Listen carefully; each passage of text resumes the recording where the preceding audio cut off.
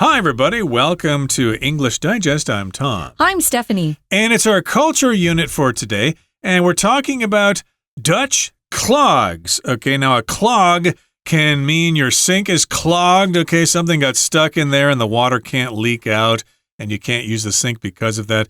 But clog has a different meaning here, doesn't it? It does. They're a type of shoe that is worn by the Dutch people. And the Dutch people, of course, are in the Netherlands. They're really interesting shoes. They're very popular because they look great as souvenirs if you go to the Netherlands and you bring some home.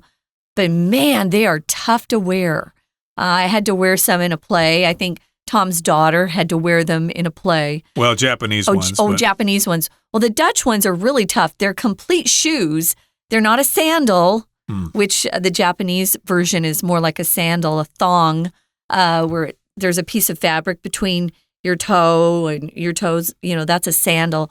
These Dutch clogs are complete shoes, and they're so heavy, and they're not comfortable. Right, and just the thought of wearing something like this makes me imagine having lots of blisters. Yeah. They will rub the skin, and you'll have all these blisters on your feet, so I would never be caught dead wearing them. They must have figured out a way to wear them in the past to make them more comfortable. Maybe your feet have to get used to them or you have to wear special kinds of socks. Who knows? But we are going to be talking about Dutch clogs or Dutch wooden shoes in our program today. So let's get to it. Let's not delay any further. Let's listen to our article now read from top to bottom. When you think of the Netherlands, images of tulips, windmills, and iconic wooden shoes known as Dutch clogs may come to mind. These traditional shoes are rich in cultural significance. For centuries, Dutch clogs have been admired for their sturdy design and impressive craftsmanship, making them a fascinating symbol of Dutch heritage. Dutch clogs date back to the Middle Ages. During that time, farmers and laborers needed durable shoes to cope with the region's damp and unpredictable climate and topography. Crafted from solid wood, such as willow or poplar, clogs offered outstanding protection. Their firm structure kept feet dry and shielded them from sharp objects and rough surfaces. As a result, these wooden shoes became essential for peasants and workers throughout the Netherlands. In addition, Dutch clogs hold profound cultural meaning. When a baby is born, some families prepare a delicate pair of clogs as symbols of protection and prosperity. According to traditional tales, when a young man wanted to propose, he would carve a pair of clogs with beautiful designs and leave them at the girl's doorstep at night. If the girl wore the clogs the next morning, it indicated her acceptance of his proposal. Today, some brides or grooms wear wooden shoes on their wedding day. Later, they hang the shoes on the wall of their new home to serve as a lovely reminder of their special day. Although Dutch clogs are no longer worn for daily use, their legacy continues to thrive.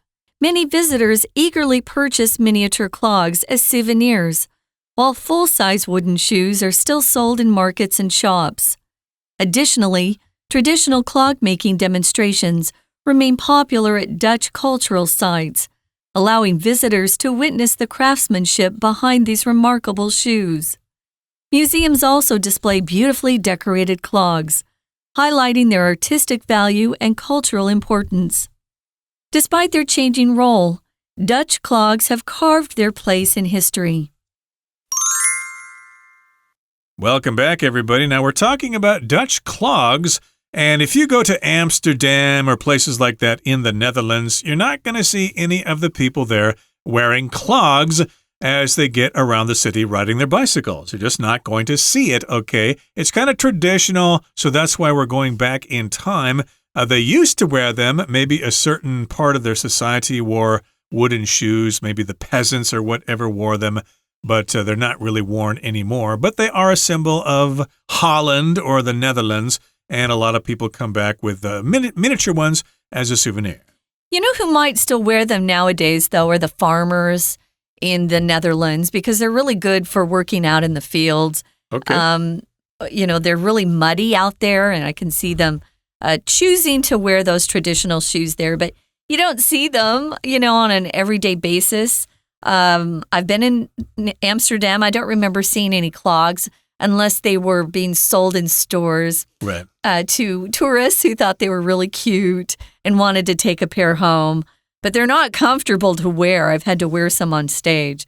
So when you think of the Netherlands, as we said, you might imagine tulips, a beautiful flower that comes from a bulb that you put into the dirt and then they come up in the spring. Those are lovely.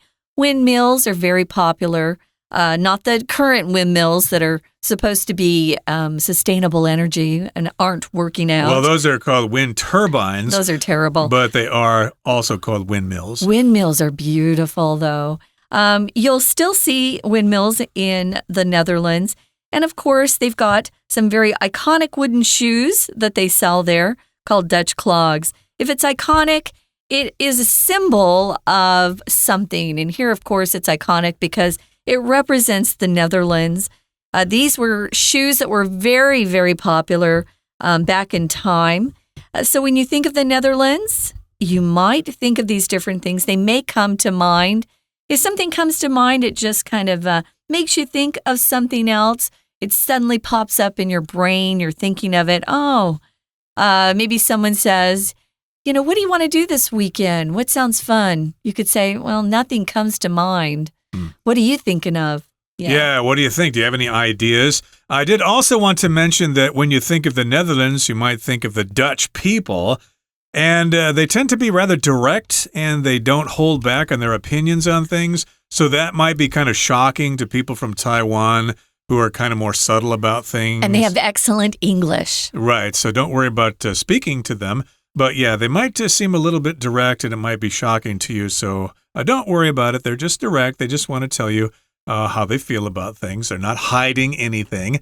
So in any case, we do think about Holland or the Netherlands in terms of these Dutch clogs. Remember, Dutch is the adjective for things from Holland. For example, my ancestors on my father's side are Dutch. They came from the Netherlands or Holland. Holland is actually a part of the Netherlands. It's the largest part. There's other parts of the Netherlands, but Holland is the biggest one. So I guess in Chinese you say Holland, but we say the Netherlands. And in any case, these are traditional shoes, and they are rich in cultural significance. So, of course, they've been around in Holland for a long time, and yes, they have some historical meaning to them. They do. They've been admired for their sturdy design. They're very sturdy. It's hard to break these or wear them out. You're not going to have to go and get the sole replaced, the bottom of your shoe. They can be worn for hundreds and hundreds of years and still be fine. So they're very sturdy, they're rough and tough, and they have impressive craftsmanship. Impressive meaning that people are kind of amazed at the craftsmanship. Craftsmanship refers to how things are made by hand through a lot of artistry and skill. It's not something that you can pick up overnight. If you're a craftsman, you've been working at this skill or craft for a long time, and you're very good at it. So these Dutch clogs make them a fascinating symbol of Dutch heritage. Their culture over time is their heritage. Okay, moving on to the next paragraph here. It says, Dutch clogs date back to the Middle Ages. Okay, so that's the medieval era in European history, around 1200 or so. I guess from 700 till about 1200. 1400 sometimes, 1400, something like that, before the Renaissance. So yes, indeed, they were quite popular back then, and during that time, farmers and laborers needed durable shoes to cope with the region's damp and unpredictable climate and topography. So yes, indeed, we've got farmers there. They're very important in a society. Without farmers, we don't eat. We all starve to death. And we've also got laborers who did difficult jobs, building things and building roads or whatever. These are laborers. And if you're working outside, you need something durable on your feet, okay? And you need those things to cope with different kinds of conditions. If you cope with something, you deal with something, you have some sort of problem, and you figure out what to do about that problem. So yes, they had damp and unpredictable conditions in that climate Damp means probably it rains a lot and the ground is wet or muddy or whatever. Yeah. And they've got an unpredictable climate. They don't know if it's going to rain, or if it's going to be a nice day, or if it's going to be windy or whatever. And then we've also got the topography, which is kind of the general characteristics of the land, okay? Do we have hills? Do we have flat areas? The Netherlands are mostly flat, but I guess at the time there they had to worry about different things in terms of hills and valleys and things like that. I think a better word for topography would be more terrain. How the land is it smooth, flat, rough, lots of rocks? Is it rocky? That would be the word I would use there instead of topography. When I see topography, I think of maps, of the world, and how some countries have a lot of mountains and others are sea level or flat. But yeah, if you're coping with something, you're dealing with something really difficult. Maybe some of you out there have to cope with a lot of homework. Others who are already graduates from school are coping with a difficult boss and the demands of work. So, or maybe you're not getting enough sleep, so you're coping with a lot of tiredness that you have to fight every day. So we cope with a lot of different things. But these shoes were made to help the farmers and laborers deal with or cope with difficult things. They're crafted from solid wood. Solid wood. Yeah, this is what's so amazing. They're carved. They're usually made from the wood of trees like willow. Willow trees are the trees that branches, they bend and they move in the wind very beautifully. I love willow trees. We have a willow in the front yard of my parents' home. And usually you don't find willows in Arizona because it's desert, but my mom wanted a willow tree. Okay, and that's liu shu, in case you wanted to know. And poplar, I think, is yang shu in Chinese. So these are different kinds of shoes. Different kinds of trees. And if you cut down the tree, you've got wood there, and you can use the wood to make things like a house or something, or a dock for your lake or whatever. Cabinet. Indeed, cabinet furniture, things like that. But here they're using the wood from these trees to make these wooden shoes or to make these Dutch clogs. And yes, indeed, they offer outstanding protection. Yes, if you see pictures of these Dutch shoes or these Dutch clogs, they totally surround the feet. Okay, they're not like the Japanese wooden shoes, geta, which are just on the bottom. Or sandals. Sandals, yeah. And so those don't protect the whole foot. But if you've got these wooden shoes from Holland on your feet, hey, they cover your foot completely, so if it rains, your feet won't get that wet. Yeah, I mean, there's an opening because you have to slip your foot inside out of that, solid wood. You've got to get your foot inside. But yeah, it offers a lot of protection, much more so than, say, a sandal would, or maybe a shoe that was made out of cloth. Back then, they didn't have shoes that were made out of leather for peasants. They had to wear shoes that were kind of made out of some sort of hide or cloth that they could just kind of simply sew together. So this was a different kind of shoe for back in the Middle Ages especially. And it, became popular around the world because people thought these were really interesting. Different cultures have different inventions to help solve a problem that they see or they find. And this was their idea of coming up with a good shoe for people who didn't have a lot of money. The wealthy or the nobles, they had different options than the poor had back then, of course. Their firm structure kept feet dry and shielded. Shield means to protect from sharp objects and rough surfaces. As a result, these wooden shoes became essential or something people really needed if you were peasants and workers throughout the Netherlands. So that's their historical background. It's kind of interesting. It is indeed. And yes, indeed, if you like those kinds of shoes, you should go there and order them, or at least buy them there in a store. Try them on first. Don't order them online because if you get the wrong size, your foot is going to suffer because of that. They're heavy, too. The postage to return them would be so expensive. Yeah, I wonder if they can custom make them for your feet, like, make a cast of your foot. That's what I would do. And then carve the wood based on that cast or whatever. Those are handmade, though. They would cost a lot of money. Indeed. It might be worth it, though, because if they do fit your foot well, you probably won't get blisters, at least not so much. Okay, that brings us to the midway point in our article for today. Stay tuned. We'll be right back to talk more about Dutch clogs. But here's our Chinese teacher. 听众朋友大家好，我是安娜，来到我们文化单元啊，今天要带大家到哪里呢？到荷兰。其实到荷兰的时候，大家想说荷兰的郁金香啦，荷兰有风车啦 windmills， 还有荷兰啊，如果你真的去的话，就要买它的木屐，对不对？木鞋。好，我们今天来看看这个荷兰的木鞋。其实荷兰的木鞋当然你可以说 wooden shoes 啦，不过你也可以用标题当中这个 clog 这个字， clog 这个字本来就有木底鞋啦，或者是木屐的意思。可是这篇文章呢，因为设计成很多的考生啊都觉得很困难的文意选择，那文意选择要作答有什么样的技巧呢？还是建议大家可以先稍微浏览一下选项，浏览了选项之后，大概对这个文章啊的脉络有所掌握，看到那个题目出现，你大概就会觉得应该是哪一个答案会比较通顺。好，我们照例的还是先看一下选项哦。那这边呢可能要特别注意一下，例如说是 A 的 legacy， 这个遗产的字我们好像平常不太会用到哦，它是个名词。那也会有一些读者会问说，那我要不要去标一下它的词性呢？建议如果可以的话，把词性也标一下比较好，因为这个文意选择的题型啊，它真的考的不只是文意，还有一些文法在里面，所以它真的是有一点难度的题型。那接着我们来看一下这个 H 这个 peasant 这个字，它是不是旧时代的那种农夫的意思？因为我们现在说农夫大部分会说 farmer 嘛，可是旧时代啦，或者是比较贫穷国家的农夫，我们会用 peasant 这个字。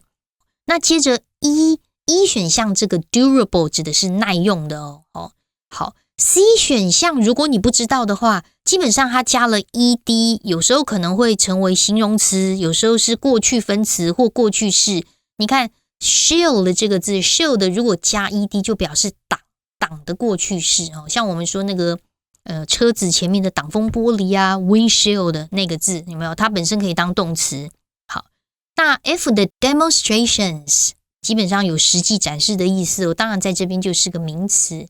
最后面我们看到 J 的 profound 是形容词，如果你不知道的话特别注意 profound 它有那种很丰富啦，或者是很深远啦的那种意思。好，我们赶快回头看文章咯。文章一开始就告诉我们想到荷兰的这个木屐啊，其实是有很多文化的意义在里面，因为好几百年来这个荷兰的木鞋啊，就是因为它的设计很坚固，而且工艺非常精湛，所以成为一个很迷人的文化的遗产。第一段我们特别最后注意一下第3句这个地方，因为出现在我们第一题啦。我们第一题看到了第一题的前面 have been 什么 for their sturdy design and impressive craftsmanship， 所以后面我们看到的是很好的，比如说坚固设计啊，然后呢这个精湛的工艺啊，所以大家觉得哇好棒哦，那不就应该是赞赏 I admire 这个答案吗？好，接着来看第2题啦，就会谈谈为什么会做这个木屐啊，起源哦，原来源自于这个中古世纪的时候，原来是在那个时候啊，有农夫还有工人需要很耐用的鞋子，因为荷兰本身就很潮湿，然后它的这个气候啊跟地形啊变化无常，所以在第2段的第2句这边我们看到第2题Laborers, farmers, they needed 他们当时需要什么样的鞋子来 cope with 才能够因应地形等等，所以第2题呢选一 durable 这鞋子要很耐用哦。当然在这句话的最后一个字，这个我们看到的是一个地形地表 topography 这个字是地形或者是地表的意思。好，最后面我们就看到因为这个鞋子啊很坚固，就可以保护这个脚步，然后呢就可以免于一些伤害，所以在第4句同样第2段的第4句来到了第3题，关键在后面有一个 from 什么 them from sharp objects and rough surfaces， 所以有保护免于受坚物啊或者是粗糙表面刺伤的意思。那第3题就会选 C shielded 也是指当时因为中古时期以来过去木屐的一个功能。那接下来的第4题就来到最后面第5句哦，第2段第5句 For 谁 and workers throughout the Netherlands。所以对于谁工人跟谁来说就变得非常的 essential 呢？这个木屐超级基本重要的，对于一个身份的人就是 peasant。所以第4题答案选 H。We're going to take a quick break. Stay tuned. We'll be right back.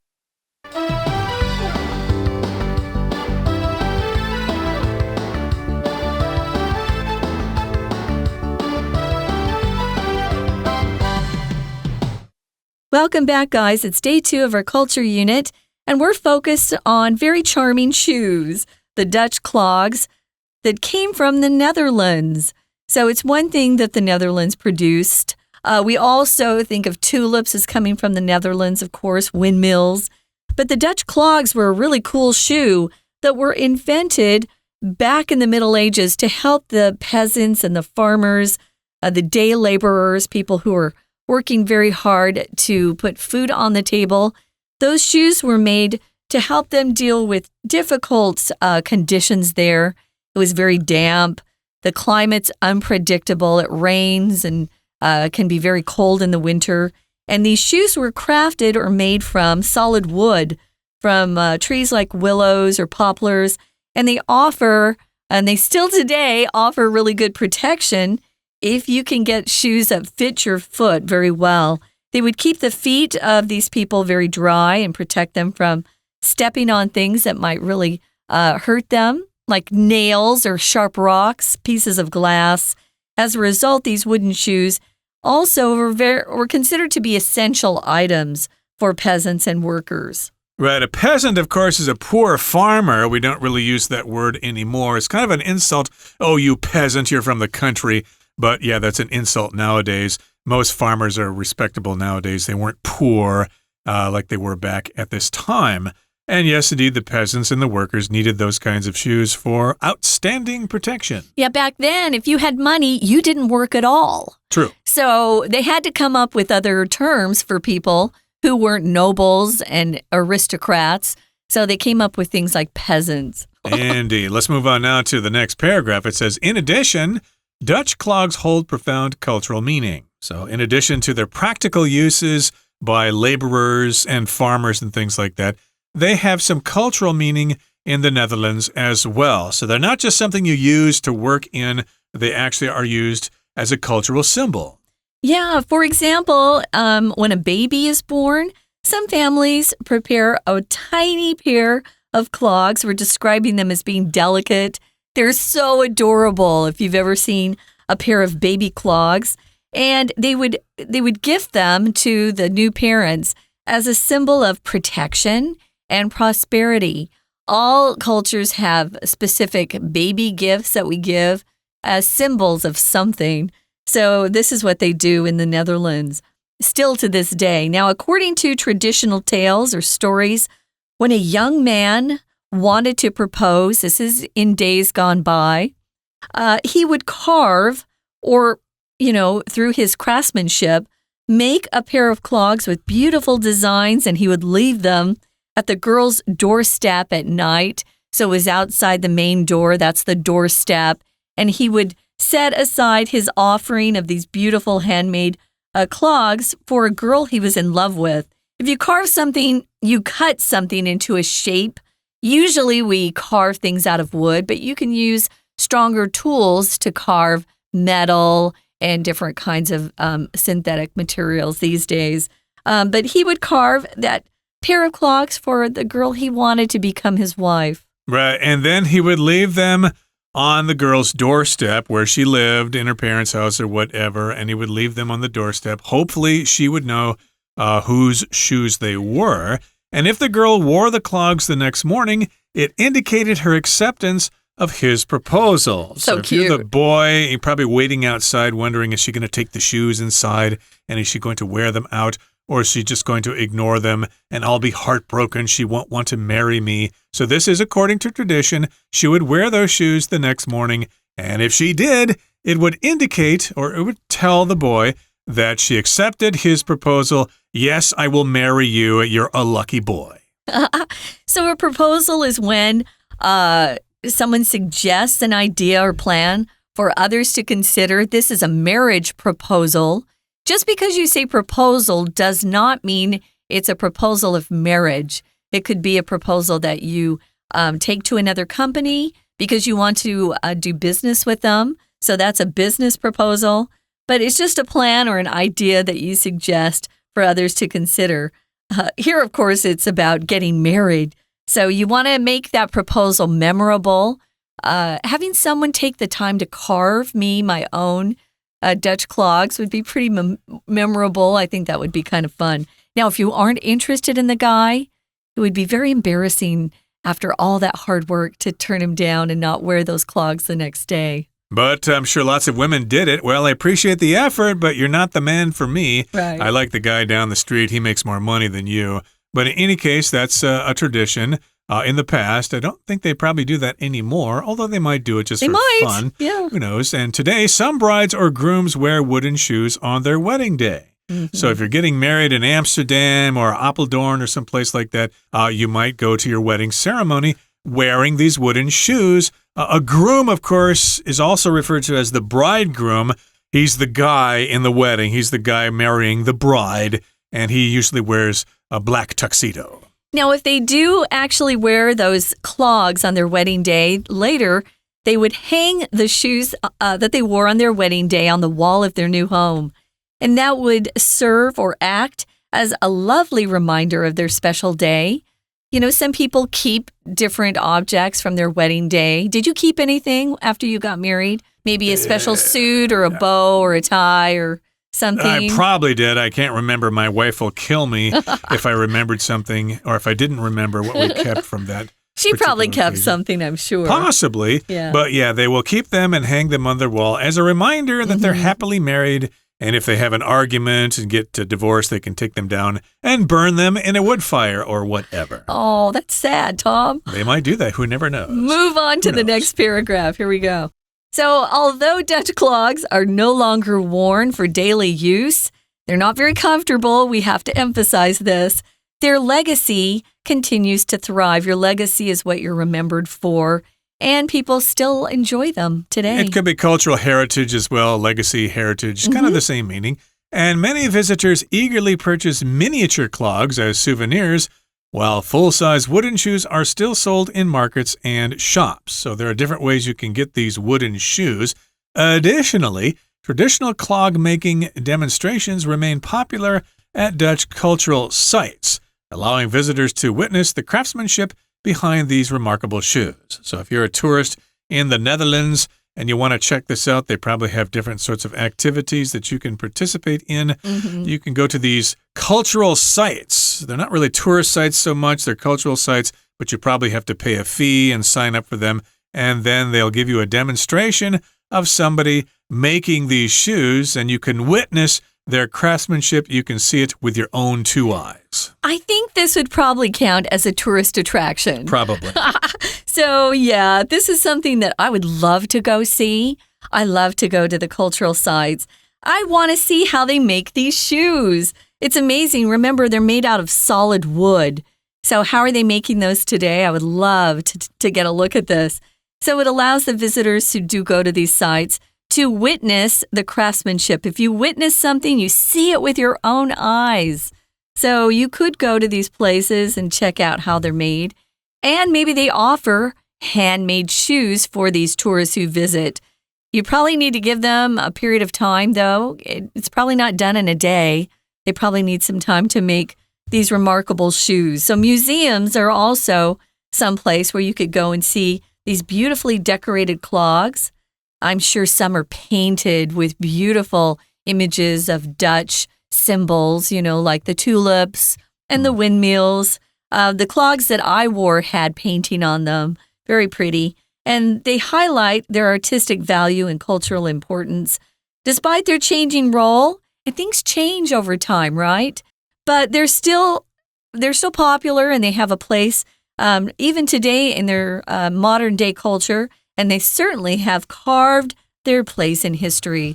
They've made their mark. They will never be forgotten. Interesting use of the word carve there, but Yeah. remember, carving means that you're cutting into wood to make some sort of sculpture or something like that. So there you have it, Dutch clogs.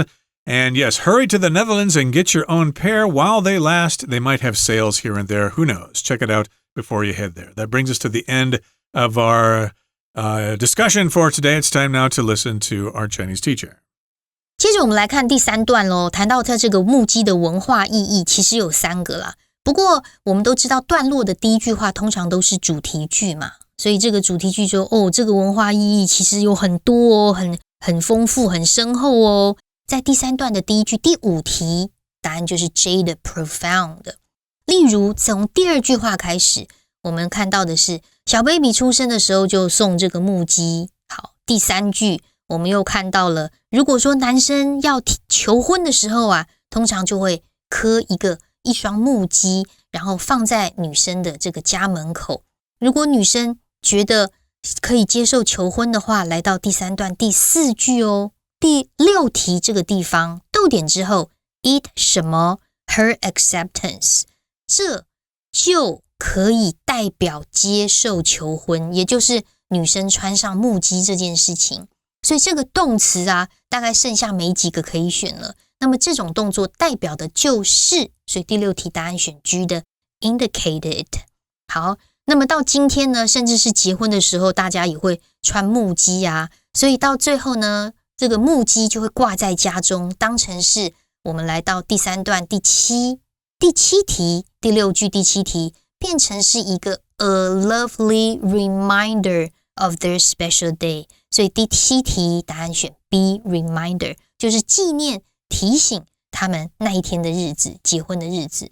那最后剩下几个答案就很好选，不过我们在第4段当中啊，特别注意第3句跟第4句，它们的句型都一样，逗点之后的动词 ing 都是 which 非限定用法关系子句的简化，而 which 代替的都是逗点前面的整句话，这里要特别注意哦。以上是我们今天的内容，我是安娜，我们下次见。That brings us to the end of our lesson for today. Thanks for joining us, and please join us again next time when we talk about a different kind of footwear. Who knows? We might, we may not. Who cares? But in any case, that brings us to the end of our lesson. Thanks for joining us. From all of us here at English Digest, I'm Tom. I'm Stephanie. Goodbye. Bye.